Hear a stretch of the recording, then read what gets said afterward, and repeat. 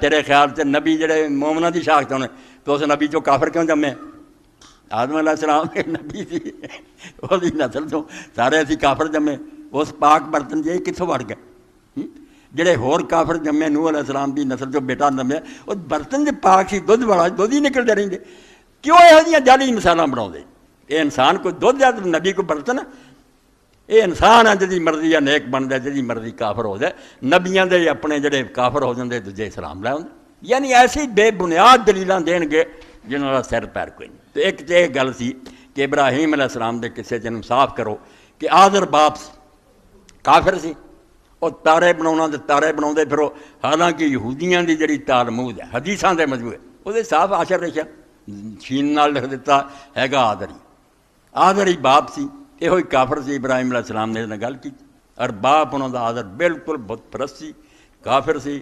نوح علیہ السلام دا